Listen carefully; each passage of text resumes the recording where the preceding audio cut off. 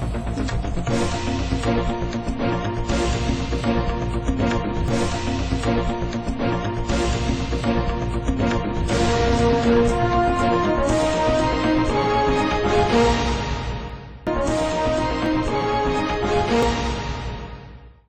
દર્શક મિત્રો, લોકમત ન્યૂઝ ચેનલમાં હું ભૂમિ મહેતા આપનું હાર્દિક સ્વાગત કરું છું। સમાચારની શરૂઆત કરતા પહેલા નજર કરીશું આજના મુખ્ય સમાચારો પર।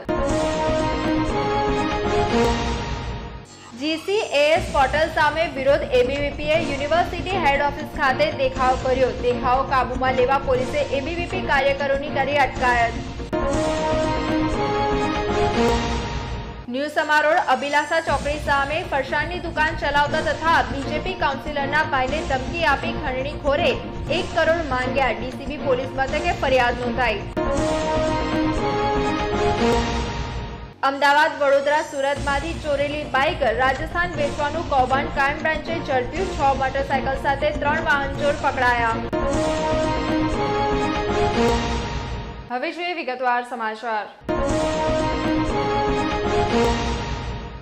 ધોરણ 10 અને 12ની સામાન્ય પ્રવાહ અને વિજ્ઞાન પ્રવાહની પૂરક પરીક્ષાનો આજથી પ્રારંભ થયો છે। વિશ્વવિખ્યાત MS યુનિવર્સિટીમાં સામાન્ય પ્રવાહમાં એડમિશનને લઈને વિવાદ ચાલી રહ્યો છે। ગુજરાત માધ્યમિક અને ઉચ્ચ માધ્યમિક શિક્ષણ બોર્ડ દ્વારા લેવાતી ધોરણ 10 અને 12ની સામાન્ય પ્રવાહ તથા સાયન્સ પ્રવાહની પૂરક પરીક્ષાનો આજથી પ્રારંભ થયો છે। ધોરણ 12 સામાન્ય પ્રવાહમાં પૂરક પરીક્ષા આપનાર વિદ્યાર્થીઓના વાલીઓ મૂંઝવણમાં છે। પૂરક પરીક્ષામાં પાસ થયા બાદ MS યુનિવર્સિટીમાં એડમિશનને લઈને વાલીઓમાં ચિંતા જોવા મળી રહી છે। કેટલાક વાલીઓ પ્રાઇવેટ કોલેજ તરફ એડમિશનની દોટ મૂકશે તેવા એંધાણ વર્તાઈ રહ્યા છે। પૂરક પરીક્ષા માટે તંત્ર દ્વારા પણ વિદ્યાર્થીઓને અગવડતા ન પડે તેવી તૈયારીઓ કરવામાં આવી છે। સુરક્ષિત વાતાવરણમાં વિદ્યાર્થીઓ પૂરક પરીક્ષા આપી શકે તે રીતની વ્યવસ્થા શાળા સંચાલક તેમજ તંત્ર દ્વારા કરવામાં આવી છે। પૂરક પરીક્ષામાં વિદ્યાર્થીઓ પાસ થયા બાદ ઓન એન્ડ એવરેજ વિદ્યાર્થીઓના પર્સન્ટેજમાં ઘટાડો થતો હોય છે।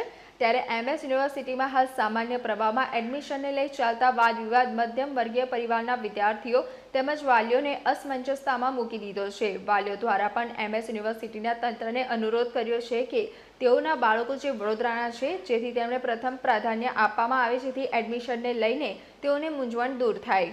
10-12 જે પૂરક પરીક્ષા લેવામાં આવે છે છોકરાઓને આવે છે કેવી રીતે એમની સહાય કરવાની? આ દૂર રાખવા તો એવું જ છે કે આપણે આ દૂર સ્ટાર્ટિંગથી મોબાઈલને ચેક કરીએ છીએ કે મોબાઈલ લઈને નથી આ સ્માર્ટ વર્ક ડિજિટલ વાળા અલાઉ નથી। અહીંયાથી આપણે પહેલેથી ચેક કરી લઈએ છીએ કે આગળ જતાં એમને તકલીફ ના પડે અંદર ક્લાસમાં। પૂરક પરીક્ષા માટે આજે રહે છે લોકો એટલે જે છોકરાઓ છે તે પ્રેશરમાં પણ હોય છે કેવી રીતે હળવાશને એ કરવામાં આવે છે કે લેટ ના થાય? લેટ એટલે અમે કહીએ કે શાંતિથી જાઓ કે આપણે ઉતાવળ નથી, 10:30 સુધીનો ટાઈમ છે, બહુ ઉતાવળ કરવાની જરૂર નહીં, શાંતિથી લખો, શાંતિથી ફાસ્ટ થઈ જશે। ઇશ્યુ નામ ઉત્કર્ષ પડી થઈ રહી છે કે હમણાં જે છોકરાઓ પાસ થઈ ગયા છે એમને એડમિશનના આટલા વાંધા છે તો પછી આ એક્ઝામની અંદર પાસ થઈને કોમર્સ લેવા ઈચ્છતા વિદ્યાર્થીઓ ક્યાં જશે?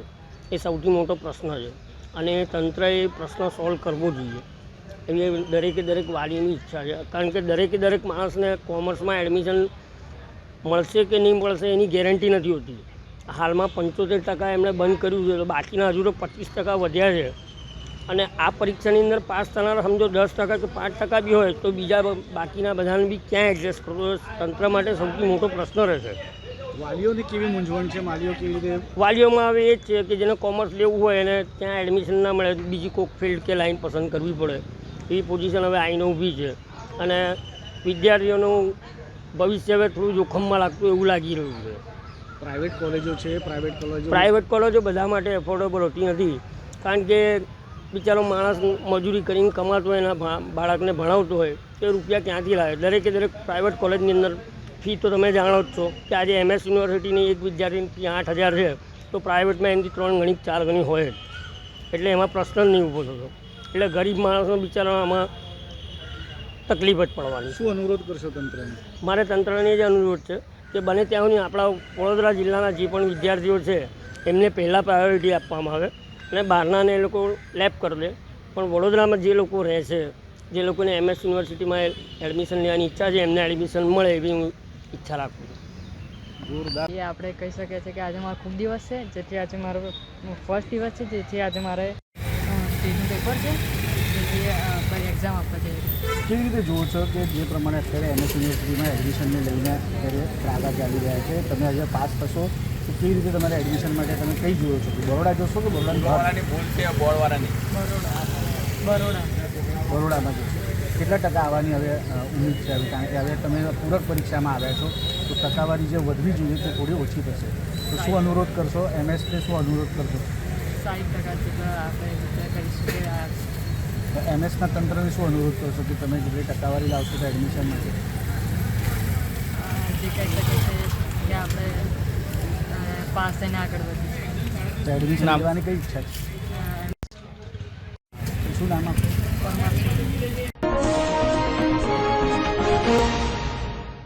જાંબુઆના વુડાના મકાનમાં રહેતા અને પ્રાથમિક સુવિધાઓથી વંચિત રહેવાસીઓએ આવાસની કચેરી ખાતે પહોંચી હલ્લાબોલ કર્યો હતો. છેલ્લા 13 વર્ષથી જાંબુઆ વુડાના મકાનમાં લોકો વાસ કરે છે. રહેવાસીઓએ જ્યારથી મકાન લીધું છે ત્યારથી કોઈ પણ પ્રાથમિક સુવિધા મળી નથી. પહેલા પણ સ્થાનિકો પાણીના ટેન્કરો લઈ આવતા હતા અને આજે પણ તેઓ કૂવામાંથી પાણી ખેંચીને પોતાની જરૂરિયાત પૂરી કરે છે. ત્યારે પાલિકા તંત્ર દ્વારા જર્જરિત ઇમારત હોવાને કારણે જાંબુઆના વુડાના મકાનમાં 3 ગલીઓના નોટિસ ફટકારી હતી, જેથી ત્યાં રહેતા રહેવાસીઓમાં ગભરાહટ ફેલાતા તેઓ આજરોજ રાવપુરા શાળા નંબર 1 આવાસની કચેરીમાં આવી પોતાની રજૂઆત અને વેદના ઠાલવી હતી. તેઓએ પોતાની રજૂઆતમાં જણાવ્યું છે કે છેલ્લા 13 વર્ષથી તેમને આવા જર્જરિત મકાન આપી દેવામાં આવ્યા છે, જેથી તેઓને મકાનની સામે મકાન મળે ત્યારે તંત્ર તરફથી પણ તેમને જણાવવામાં આવ્યું છે કે તેઓ પોતાના મકાનનું સમારકામ કરી ત્યાં વસવાટ કરી શકે છે. ઉલ્લેખનીય છે કે તંત્ર દ્વારા આવાસ યોજનાના મકાનો બનાવાયા છે. લોકો પોતાના પરસેવાની કમાણી ખર્ચી આ મકાનોમાં રહેતા હોય છે, પણ આવાસ યોજનાના બાંધકામ વખતે ગુણવત્તાનો અભાવ હોય છે. તેમ છતાં તંત્ર તે વખતે કુંભકર્ણની નિંદ્રામાં હોવાથી ટૂંક જ સમયમાં મકાનો જર્જરિત બની જતા હોય છે. તે બાદ હવે પ્રજાને હેરાન થવું પડે છે. સમગ્ર મામલે દોષી તો તંત્ર જ છે તેવી લોકોની લાગણી છે. હજુ પણ કેટલીક આવાસ યોજનાના કાર્યો ચાલુ છે, ત્યાં ગુણવત્તા જળવાય છે કે નહીં, નીતિ નિયમોનું અનુસાર બાંધકામ થાય છે કે નહીં, તે હાલત તંત્ર જોઈ તપાસ કરે, જેથી ભવિષ્યમાં કોઈ લાભાર્થીને હેરાન ન થવું પડે. અમે જાંબુઆ હાઉસિંગ વુડાના મકાનમાંથી રજૂઆત લઈને આવ્યા છીએ. હવે ભાઈ એવું કહે છે કે તમે તમારા ખર્ચે રિપેર કરો. અમારા ખર્ચે રિપેરિંગ કરીને એ લોકો એવું કહે છે તમે રહેશો તો અમારી ગેરંટી નહીં. હવે 16 મકાન છે ઉપરથી બસ ચોથા માળના. હવે નીચે છે અમુક નહીં રહેતા, એ લોકો ના કરે અને પડે તો એ ગેરંટી કોની? બરોબર. અને અમારા મકાન તોડીને મકાન આપ્યા છે, એટલે અમને મકાનના બદલે બીજે મકાન અમને શિફ્ટ કરી આપે. અને 7 દિવસમાં ખાલી કરવાનું કોઈ તો 7 દિવસમાં કેવી રીતે ખાલી થાય? 7 દિવસમાં અમે ક્યાં જઈએ? આ કઈ કચરાનો ઉકેડો થોડી છે કે 7 દિવસમાં ખેતરમાં નાખીને ખાલી થઈ જાય? આગળ 999 મકાન છે બધા, બરોબર. એમાં 3 જ લાઈનમાં નોટિસો મારી છે, 3 જ લાઈન એમણે ખાલી કરવાનું કહ્યું છે. બધા આખા હાઉસિંગમાં ખાલી કરવાનું નથી કહ્યું. તો એવું કેમ આ લોકોએ કર્યું છે? વોરા સલમાબેન ઇબ્રાહીમભાઈ. અમે રજૂઆત લઈને આવ્યા છીએ કે જાંબુઆ હાઉસિંગ વુડાના મકાનના અંદર આ લોકોએ નોટિસ નાખી છે. હવે નોટિસ એ પ્રમાણે નાખી છે એ લોકોએ કે જ્યાં અમે રહીએ છીએ ત્યાંના મકાનો આ લોકોએ જર્જરિત સાબિત કર્યા છે. હવે ત્યાં ટોટલી 900 મકાન છે. 900 મકાનના અંદરથી આ લોકોએ 3 ગલીને અંદર નોટિસ મારેલી છે કે આ લોકોએ જર્જરિત સાબિત કરેલ છે. હવે એના અંદર એવું છે કે જર્જરિત તમે સાબિત કરો છો. આજે 13 વર્ષ થયા છે મકાનને 13 વર્ષ થયા છે. આ લોકોએ 13 વર્ષના અંદર જર્જરિત સાબિત કર્યા છે. તો અમને મકાનના બદલે મકાન જોઈએ છે. અમને કોઈ બી જાતની આ લોકોએ સુવિધા અત્યાર સુધી આપી નથી. અમારે પહેલાં પણ પાણીના બંબા આવતા હતા, અત્યારે અમે કૂવાના અંદરથી ખેંચીને પાણી ભરીએ છીએ. કોઈ બી જાતની સુવિધા છે નહીં. ને અમે રજૂઆત અહીંયા મકાનની કરવા માટે આવેલા છે. હવે મકાનની રજૂઆત કરવા આવ્યા તો અમે સાહેબ જોડે વાત કરી. સાહેબ અમને એવું કહે છે કે તમે જાતે પોતે રિપેરિંગ કરીને રહી શકો છો. અમે જાતે પોતે રિપેરિંગ કરીને રહી શકીએ છીએ. તો અમારી પાસે અત્યાર સુધી કોઈ જાતના અમારી આવક એટલી બધી છે નહીં. અમે 300 રૂપિયા યા તો 400 રૂપિયા રોજે અમે કામ મજૂરી કરતા હોઈએ.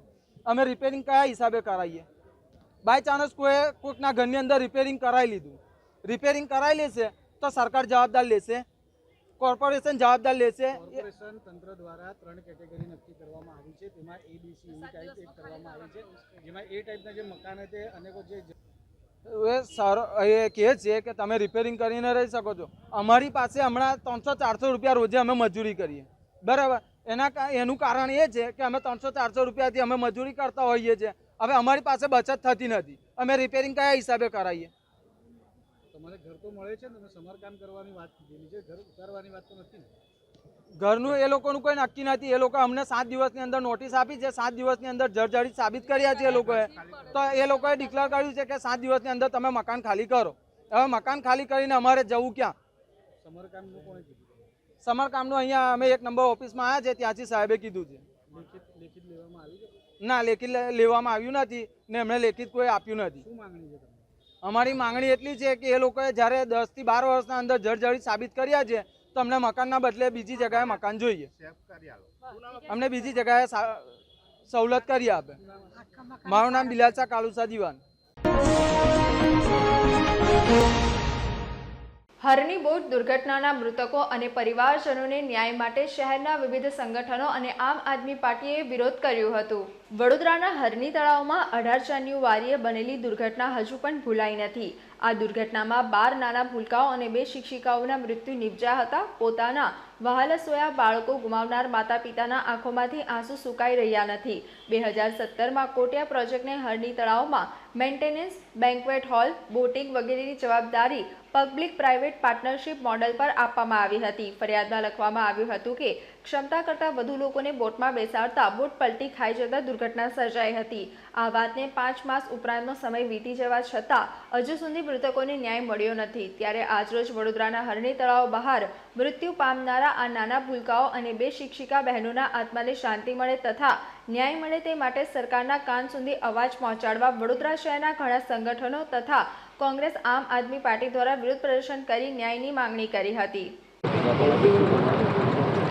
અમે ન્યાય માટે આજે ભેગા થયા છે. પહેલે 6 મહિના થઈ ગયો, હજુ સુધી અમને ન્યાય નહીં મળ્યો. સરકાર માટે સરકારને અમે આજે મજબૂર કર્યો કે એમના પાસે અમે ન્યાય માટે ભીખ માંગે. ભ્રષ્ટાચારી સરકાર પાસેથી અમારી બહુ આશા હતી કે એ લોકો અમને ન્યાય આપશે, પણ 6 મહિના સુધી તો એ લોકોને હજુ સુધી જે ગુનેગાર છે એમના ઉપર કશું એક્શન જ નહીં લીધી, તો એ અમે લોકો ન્યાય કેવી રીતે આપશે? તો એટલે જ અમે એવું બધું કરીએ છીએ કે ભ્રષ્ટાચારી સરકાર જે ઊંઘે છે એને ઉઠાડે કે તમારા બેદરકારીને લીધે જે અમારા છોકરાની હત્યા થઈ છે તો અમને ન્યાય આપો. સ્કૂલવાળા ઉપર, કોર્પોરેશનવાળા ઉપર એક્શન લો, એ લોકોને સજા કરો. જેવી રીતે અમે અમારા છોકરાના લીધે જીવન વિતાવી છે એવી રીતે એ જેલમાં જીવન વીતે અને એમને અહેસાસ થાય કે એમને બેદરકારીને લીધે, એમની નિષ્કાળજીને લીધે એમનો કેવી બાર પરિવારનો ઉજળી નાખ્યા છે. બસ એટલી જ આશા છે કે એ લોકોના ઉપર એક્શન લઈને એમને સજા કરો તમે લોકો, સ્કૂલવાળા ઉપર ને કોર્પોરેશનવાળા ઉપર. જમીન દલાલ પાસેથી 2 ફ્લેટ્સ પેટે 99.50 લાખ રૂપિયા લઈ બારોબાર અન્ય વ્યક્તિઓને ફ્લેટના દસ્તાવેજ કરી આપતા આરોપીની ધરપકડ કરાઈ છે.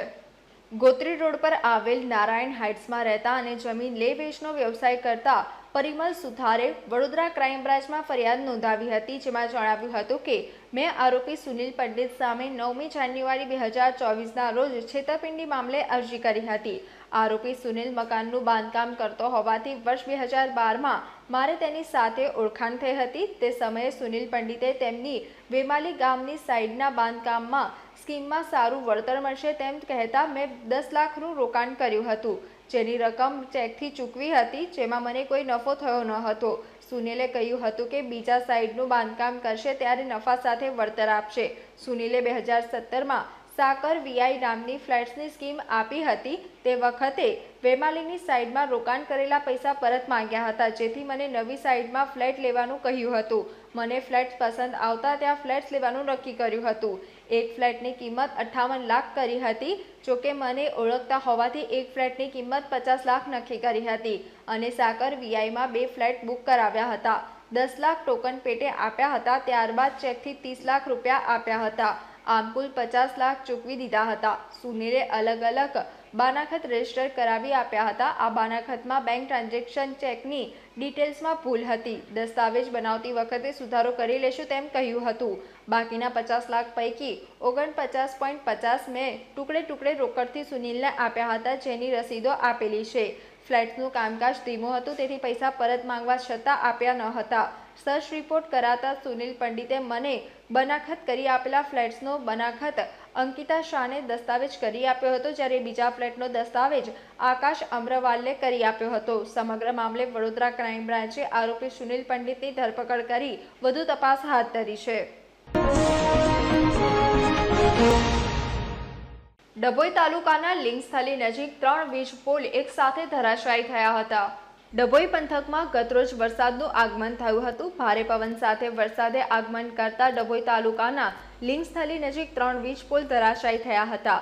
સદનસીબે કોઈ ઈજાગ્રસ્ત થયું ન હતું. ગત મોડી રાતથી ડભોઈ પંથકમાં ભારે પવન સાથે પડેલા વરસાદને પગલે વીજ પોલ પડ્યા હતા. મધ્ય ગુજરાત વીજ કંપનીને જાણ કરતા તાત્કાલિક ધોરણે વીજ પુરવઠો બંધ કરવામાં આવ્યો હતો તથા કાર્યવાહી હાથ ધરાઈ હતી. સદનસીબે કોઈ મોટી દુર્ઘટના થકી અટકી હતી.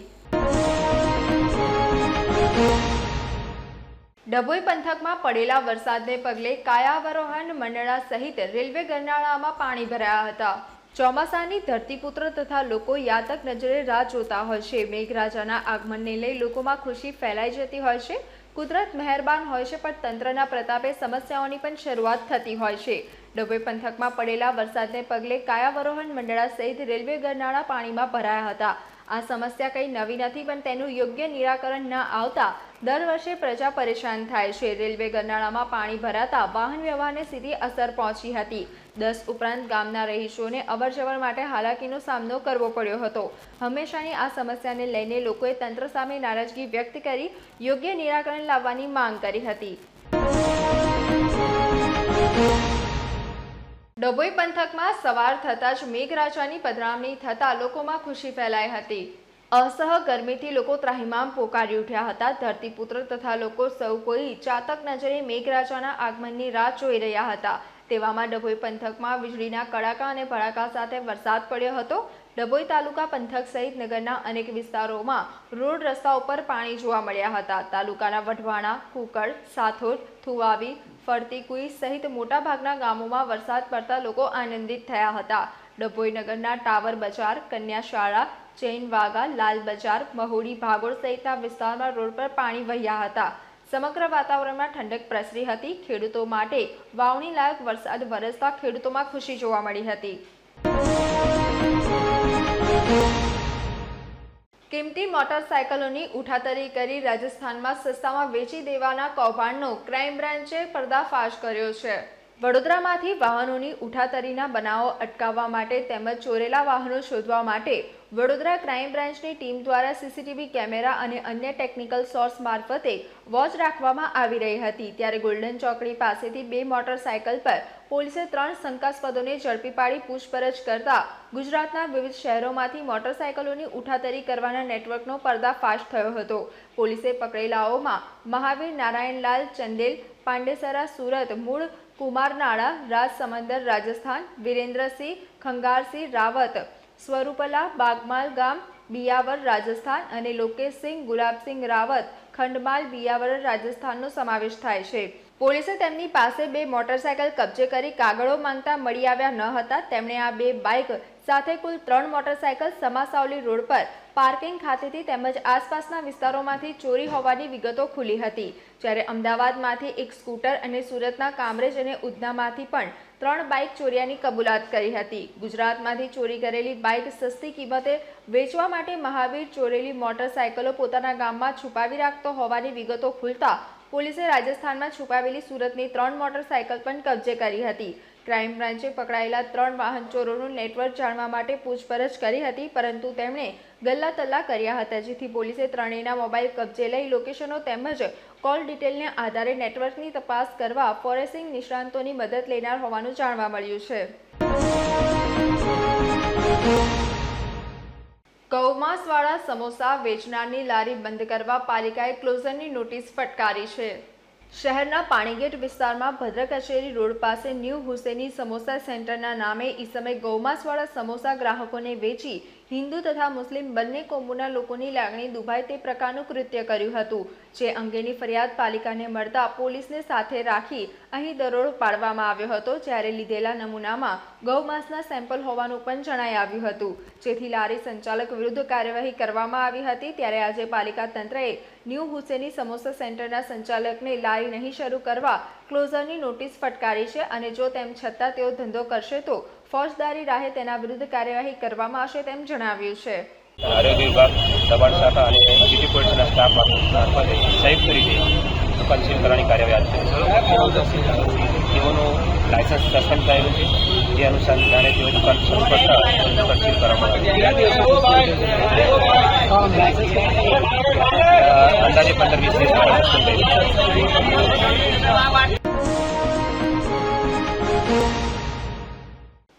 એબીવીપી દ્વારા GCAS પ્રવેશ પ્રક્રિયામાં અનિયમિતતાઓ તથા વિદ્યાર્થીઓને પડતી મુશ્કેલીના વિરોધમાં ઉગ્ર આંદોલન કર્યું હતું. વિશ્વવિખ્યાત MS યુનિવર્સિટીમાં એડમિશનને લઈને વિદ્યાર્થીઓ સંગઠનો દ્વારા વિરોધ પ્રદર્શન દર્શાવવામાં આવી રહ્યો છે. ત્યારે એબીવીપી દ્વારા ગુજરાત કોમન એડમિશન સર્વિસ પ્રવેશ પ્રક્રિયામાં વ્યાપ્ત અનિયમિતતાઓ તથા વિદ્યાર્થીઓને પડતી મુશ્કેલીના વિરોધમાં ઉગ્ર આંદોલન કરવામાં આવ્યું હતું. MS યુનિવર્સિટીની સિન્ડિકેટ ઓફિસે એબીવીપી GCAS પ્રવેશ પ્રક્રિયા સામે વાંધો ઉઠાવ્યો હતો. તેમણે જણાવ્યું હતું કે આ પોર્ટલ દ્વારા એક જ યુનિવર્સિટીનું સિલેક્શન થાય તે યોગ્ય નથી. આજરોજ તેઓ શાંતિપૂર્ણ વાતાવરણમાં રજૂઆત કરવા ગયા હતા. તે દરમિયાન આંદોલન ઉગ્ર બનતા પોલીસ દ્વારા લાઠીચાર્જ કરવામાં આવ્યો હતો, જેમાં ઘણા એબીવીપી કાર્યકર્તાઓને ઈજા પહોંચી હતી. ઘટનાની ગંભીરતા જોતા 108 ઇમરજન્સી સેવા પણ સ્થળ ઉપર આવી પહોંચી હતી. દ્વારા શાંતિપૂર્વક વિરોધ પ્રદર્શન કરવાની અંદર આવ્યું. જીકાસની ઠાઠડી બનાવવામાં આવી હતી, પરંતુ આ પોલીસ પ્રશાસન ક્યાંક ને ક્યાંક અમને રોકી રહી છે. અને ગુજરાતમાં 44 જગ્યાએ એબીપી દ્વારા જીકાસનો વિરોધ કરવાની અંદર આવ્યો છે. વિદ્યાર્થીઓના હિતની જ્યારે વાત હશે ત્યારે એબીપી હર હંમેશ અગ્રેસર રહીને વિદ્યાર્થીઓના હિતની અંદર કામ કરશે. અમે કોઈ સમસ્યાની અંદર ઘણી બધી સમસ્યા છે. જે વિદ્યાર્થીઓએ એક જ યુનિવર્સિટી સિલેક્ટ કરીને રજીસ્ટ્રેશન કર્યું છે એ લોકો માટે ફરી એકવાર પોર્ટલ ખોલવાની અંદર આવે એ માંગ લઈને અમે આજે જીકાસનો વિરોધ કર્યો છે. મહારાજા સયાજીરાવ યુનિવર્સિટી ઓફ વડોદરાની એડમિશન પ્રક્રિયા અત્યારે ચાલી રહી છે. એડમિશન પ્રક્રિયા છે એ જીકાસ પોર્ટલ દ્વારા થઈ રહી છે. ગુજરાતની તમામ ગવર્મેન્ટ હસ્તકની જે 16 યુનિવર્સિટીઝ છે તેની અંદર આ પ્રકારે એડમિશન થઈ રહ્યા છે. વિદ્યાર્થીઓની રજૂઆત એ છે કે જીકાસ પોર્ટલની જે ટેકનિકલ બાબત છે જેની અંદર કોઈ પણ મેરિટ લિસ્ટ મુકાય એ મેરિટ લિસ્ટ જ્યાં સુધી એક્ઝોસ્ટ ન થાય, એટલે કે વિદ્યાર્થીઓ ફી ભરવાના એમનું જે સમય મર્યાદા છે એ પૂરી ન થાય ત્યાં સુધી નવું મેરિટ લિસ્ટ એની અંદર અપલોડ થતું નથી. વિદ્યાર્થીઓની લાગણી એવી છે કે જ્યારે એની અંદર ચોઇસ મર્યાદિત થઈ જાય છે કે અમુક વિષયની અંદર એડમિશન થયા પછી વિદ્યાર્થી એનો વિષય ચેન્જ કરવો હોય છે તો એ લોક થઈ જાય છે. એ ત્યારે પોસિબલ થતું નથી અને એ વિષયની બીજી ચોઇસ માટે થઈને એડમિશન જ્યારે એને કરવું હોય છે તો ફરી વખત ફોર્મ ભરવાનું થાય અને સેકન્ડ રાઉન્ડની અંદર એ વસ્તુ થઈ શકે. તો આ વસ્તુની રજૂઆત કરવા માટે વિદ્યાર્થી આજે આવ્યા છે. ટેકનિકલ વિષય છે જીકાસ પોર્ટલ દ્વારા આને કઈ રીતે મેનેજ કરી શકાય એ તમામ યુનિવર્સિટીઝ ગુજરાતની આની અંદર કટિબદ્ધ છે. અને આની અંદર જો રીકોન્ફિગર કરવાની કોઈ પ્રોસેસ હોય તો યુનિવર્સિટી એપ્રોચ કરે જીકાસ પોર્ટલને અને એની અંદર we will be trying to find out કે આનું એમિકેબલ સોલ્યુશન કઈ રીતે આવે.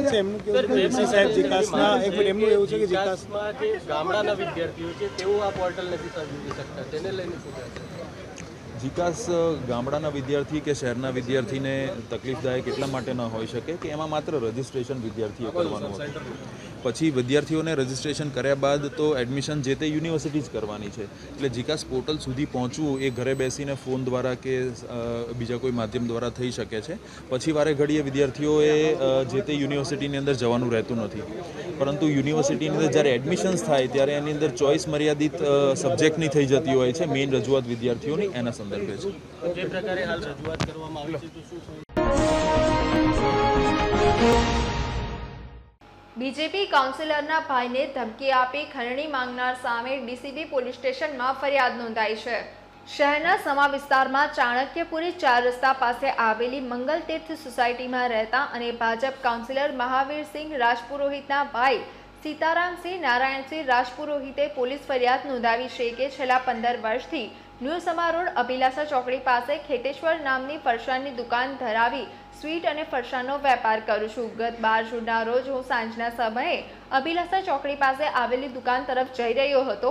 તે વખતે સાંજના સમયે મારા મોબાઈલ પર ફોન કરી એક શખ્સે કોલ કરી હિન્દી ભાષામાં મારી સાથે વાત કરી सीतारामजी बरोड़ा खेतेश्वर से बोल रहे हो तेम पूछता मैं हाँ पाड़ी हती। त्यारबाद तेरे मने 1 करोड़ रुपए तैयार रखना, नहीं तो आपका पूरा काम तमाम कर दूंगा और विक्रम का काम तमाम हो जाएगा तेम धमकी आपी हती। जेथी मने आ कॉल करना फ्रॉड लगता मैं फोन कापी नाख्यो हतो। थोड़ीवार पछी एज नंबर उपरथी विक्रम का काम हो जाएगा तेवो एक टेक्स्ट मैसेज मारा नंबर पर आव्यो हतो। થોડીવાર પછી એ જ નંબર ઉપરથી ફરી ફોન આવતા મેં ફોન ઉપાડતા સામેથી ધમકી ભર્યા અવાજમાં પૈસો કા ઇંતજામ કર દો વરના ખૂન કી નદિયા બહા દૂંગા તેવી ધમકી આપતા મેં તે ફોન કરનાર વ્યક્તિને કોઈ જવાબ આપ્યા વગર ફોન કાપી નાખ્યો હતો. બાદમાં મેં મારી રીતે માહિતી મેળવતા મને જાણવા મળ્યું હતું કે અમારી દુકાનમાં અગાઉ કામ કરતો રામનિવાસ ઉર્ફે શ્યામ બિશ્નોઈએ જોધપુર રાજસ્થાનનું વર્તન બરાબર ન હોવાથી તેને નોકરીમાંથી છૂટો કર્યો હતો. તેથી તે પણ મારાથી નારાજ હોય તેને પણ આ કરી શકે અથવા કરાવી શકે તેવો શક મને છે. 14 જૂનના રોજ રાત્રિના 8 વાગ્યાના અરસામાં હું મારી ખેતેશ્વર ફરસાણની દુકાનમાં હાજર હતો. તે વખતે ફરીથી ફોન આવ્યો હતો જેમાં सीताराम बोल रहे हो, सीताराम जी से बात कराओ, जो बात हुई है वो याद रख लेना और जो बोला है वो करना वरना बुरा हाल होगा और घर से अर्थिया उठेगी. फोन रेकॉर्ड करना हो तो कर लेना तेम કહી મને તથા મારા દીકરાને જાનથી મારી નાખવાની ધમકીઓ આપી હતી, જેથી હું ગભરાઈ ગયો હતો અને ક્રાઇમ બ્રાન્ચમાં ફરિયાદ નોંધાવી હતી. જૂને સાંજે 6:15 વાગ્યાની આસપાસે મારા મોટા ભાઈ જે સીતારામજી જે છે અભિલાષા 4 રસ્તા ખાતે ખેતેશ્વર સ્વીટ્સનું સંચાલન કરે છે, એમની ઉપર અનનોન નંબરથી એક કોલ આવેલો જેમાં હિન્દીમાં એ વ્યક્તિ બોલતો હતો અને પહેલાં પૂછેલું ભાઈ તમે સીતારામજી બોલો છો, બड़ौदाથી બોલો છો, ખેતેશ્વરથી બોલો છો. હિન્દીમાં વાત કરતો તો પછી એમને કીધું કે આપ 1 करोड़ रुपए का देना है, नहीं तो काम तमाम हो जाएगा, आपके बेटे का काम तमाम हो जाएगा. ભાઈ એ ફોન મૂકી દીધો. પછી એના પછી ફોન આવેલો એક ટેક્સ્ટ મેસેજની અંદર લખેલો હિન્દીમાં શબ્દ હતો કે આપકા બેટે કા કામ હો જાયેગા. ભાઈએ ધ્યાન દોરતા ક્રાઇમ બ્રાન્ચની અંદર આ વિશેની પુખ્તી માહિતી આપેલી. એના પછી 14મી જૂને સાંજે એ ટાઈમે ફરી ફોન આવેલો. ત્યારે ફરી કે ભાઈ हमने जो बात बोली थी वो बात मान लीजिए, नहीं तो अस्थियाँ उड़ जाएगी, लाशें उड़ जाएगी, मतलब फालतू की बकवासो करतो. તો પછી આ બાબતની ગંભીરતા લઈને અમે ક્રાઇમ બ્રાન્ચની અંદર જે કંઈ કાયદાકીય કાર્યવાહી કરવાની હોય એ કાયદાકીય કાર્યવાહી. ફોનમાં શું ચર્ચા થઈ? એ જ ખંડણીની માંગણી થયેલી, 1 करोड़ रुपया दे दीजिए नहीं तो हम तो कफन माथे पे बांध के निकलते हैं. સ્વાભાવિક રીતે હિન્દી પિક્ચરના ડાયલોગ પરવાડીની વાતો કરતો હતો. ગંભીર બાબત છે એટલે એ બાબતની અમે પોલીસ કમ્પ્લેન કરેલી. પોલીસ આજે ક્રાઇમ બ્રાન્ચમાં તપાસ ફરિયાદ કરી છે? હા, ક્રાઇમ બ્રાન્ચની અંદર ફરિયાદ કરી છે. પોલીસ કમિશનર સાથે આ બાબતની કોઈ ચર્ચા થઈ? ડિપાર્ટમેન્ટની અંદર જ્યાં યોગ્ય લાગે ત્યાં વાતચીત કરી છે. બધા મને મારો વિશ્વાસ છે કે પોલીસ તરફથી યોગ્ય પોઝિટિવ કાર્યવાહી થશે. મહેશભાઈ, શું માનો છો જે પ્રકારે આવી ઘટનાઓ સામે આવી રહી છે? ગુજરાતની અંદર ક્રાઇમ રેપો વધી રહ્યો છે અને આ પ્રકારની ખંડની કિસ્સાઓ પણ વધી રહ્યા છે. માનો છો સરકારમાં આ બાબતે તમે? મારું એવું માનવું છે કે ગંભીર બાબત છે. આવી ક્યારે પણ બાબત હોય સમાજના દરેક વ્યક્તિને બહાર આવીને ઘણી વખતે શું હોય તે માણસ એટલો ડરી જાય છે કે પોતાની યોગ્ય રીતે ફરિયાદ કરવા પણ અચકાતો હોય છે. મારું એવું માનવું છે કે આવું જ્યારે પણ થાય આપણે બહાર નીકળીને આપણે પહેલ કરવી જોઈએ, ફરિયાદ કરવી જોઈએ. સ્વાભાવિક રીતે મારા ભાઈ છે, એમને કોઈ રાજકીય કે એવું કોઈ વિષય નથી, પોતાનો વેપાર સવારથી સાંજ સુધી કરતા હોય છે, તો એમને સાથે લઈને મેં ફરિયાદ કરાવી. આવું જ્યારે પણ ગુનાહિત પ્રવૃત્તિ થતી હોય ત્યારે પોલીસ સચોટપણે એની કાર્યવાહી કરે છે એવું મને પૂર્ણ વિશ્વાસ છે.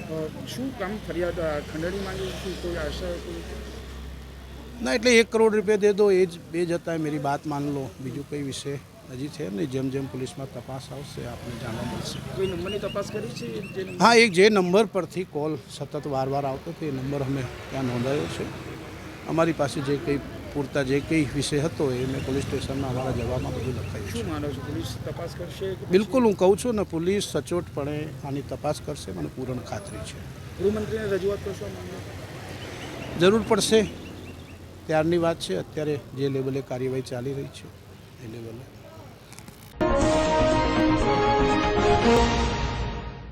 ધોરણ 10 અને 12ની પૂરક પરીક્ષાનો પ્રારંભ થયો છે. જોકે ધોરણ 12ની હોલ ટિકિટમાં થયેલ અછબડાને લઈને વાલીઓમાં રોષ ફેલાયો હતો. ધોરણ 10 અને 12ની પૂરક પરીક્ષા શરૂ થઈ છે ત્યારે ફરી એક વખત તંત્રની બેદરકારી સામે આવી છે. ધોરણ 12ના વિદ્યાર્થીઓની હોલ ટિકિટમાં એડ્રેસને લઈ વિદ્યાર્થીઓ ગૂંચવાયા હતા. પહેલા સબ્જેક્ટનો એડ્રેસ બીજા સેન્ટરનો દર્શાવવામાં આવતા સ્થળ પર પહોંચેલા વાલીઓ તેમજ વિદ્યાર્થીઓને હાલાકીનો સામનો કરવો પડ્યો હતો, જેથી પૂરક પરીક્ષા માટે આવેલા વિદ્યાર્થીઓ મૂંઝવણમાં મુકાયા હતા.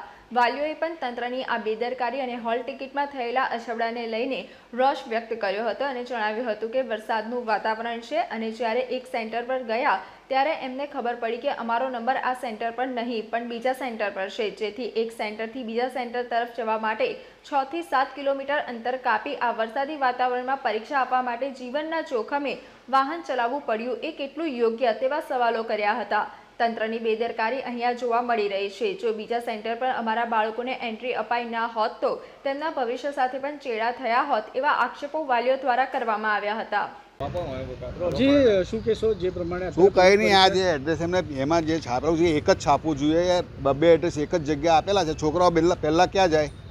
જીવન સાધનામાં જાય. ત્યાંથી હવે બધા છોકરા પાછા વળી રહ્યા છે. એન્ડ ટાઈમ પર કઈ આગળ માણસ દોડાદોડી કરે? હોલ ટિકિટમાં શું લખેલું છે? હોલ ટિકિટમાં બે એડ્રેસ આપેલા છે ઉપર નીચે, બરાબર છે. પહેલો પેપર જે છે સીધું લખવું જોઈએ ને એમને કે ભાઈ જીવન સાધના પહેલો પેપર છે, બીજો પેપર આપણે બરોડા હાઈસ્કૂલમાં છે.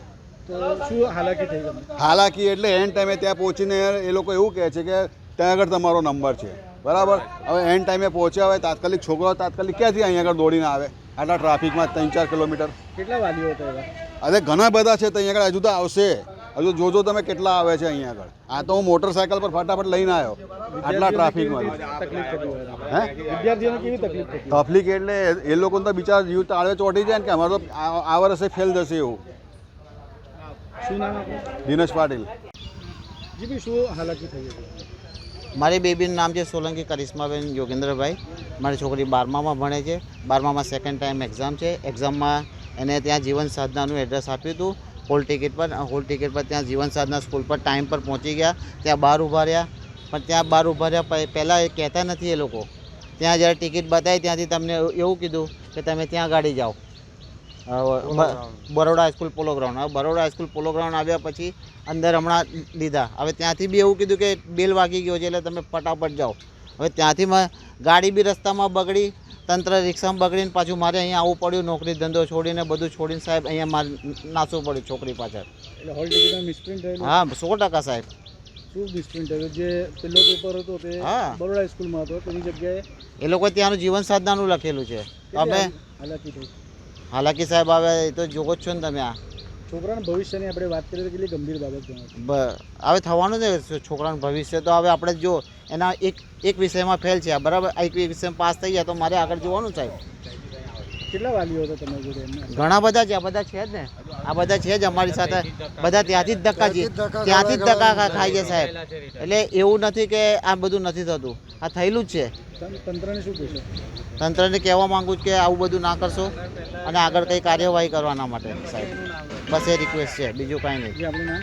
યોગેન્દ્રભાઈ ચંદુભાઈ. જી શું કહેશો? અત્યારે પૂરક પરીક્ષા લેવામાં આવી છે, લોકોને હાલાકીનો સામનો કર્યો છે, તંત્રની પણ બેદરકારી સામે છે. કેવી બેદરકારી છે? હોલ ટિકિટમાં અલગ અલગ એડ્રેસ લખેલા છે. તેથી સ્ટુડન્ટ વરસાદમાં અહીં આગળ આવે છે, ત્યાં આગળ ટ્રાફિક નડે છે, તે જગ્યા નાની છે, એ સ્કૂલ આગળ આ બધા તાત્કાલિક અહીં આગળ આવે છે. જગ્યા મળતી નહીં, ત્યાં આગળ ઊભી રહેવાની બી ગલી નાની ત્યાં આગળ છે. ત્યાં આગળ તેથી પણ એવું કે ત્યાં આગળ જો એથી ત્યાં મોકલે છે. 2 ધક્કા ખવડાવતી છે. હોલ ટિકિટમાં શું દર્શાવવામાં આવ્યું? હોલ ટિકિટમાં પહેલાં દર્શાવવામાં આવ્યું છે કે જીવન સંઘ તમારી સ્કૂલ છે, ત્યાંથી એવું કહે છે કે પહેલાં અહીં આવો, આપણે ત્યાંથી પછી મોકલે 2 ધક્કા ખવડાવતી રીતે. કેટલી તકલીફ થઈ? બહુ તકલીફ પડી ત્યાં આગળ. આ બેદરકારી માનો છો તંત્રની? માનીએ જ છે ને, બરાબર લખ્યું નહીં અમને હોલ ટિકિટની અંદર. શું નામ હતું? જય દેસાઈ. સમાચારોના અંતમાં એક નજર કરીશું આજના મુખ્ય સમાચાર પર. GCAS પોર્ટલ સામે વિરોધ. ABVPએ યુનિવર્સિટી હેડ ઓફિસ ખાતે દેખાવ કર્યો. દેખાવ કાબૂમાં લેવા પોલીસે ABVP કાર્યકરોની કરી અટકાયત. ન્યૂ સમારોહ. અભિલાષા ચોકડી સામે ફરસાણની દુકાન ચલાવતા તથા બીજેપી કાઉન્સિલરના ભાઈને ધમકી આપી ખંડણીખોરે 1 કરોડ માંગ્યા. DCB પોલીસ મથકે ફરિયાદ નોંધાઈ. અમદાવાદ, વડોદરા, સુરતમાંથી ચોરેલી બાઇક રાજસ્થાન વેચવાનું કૌભાંડ ક્રાઇમ બ્રાન્ચે ઝડપ્યું. 6 મોટરસાયકલ સાથે 3 વાહનચોર પકડાયા. તો આજના સમાચાર અહીંયા સમાપ્ત થાય છે. વધુ સમાચારો સાથે આવતીકાલે ફરીથી મુલાકાત થશે. ત્યાં સુધી લોકમત ન્યૂઝ ચેનલની સમગ્ર ટીમને રજા આપશો. નમસ્કાર.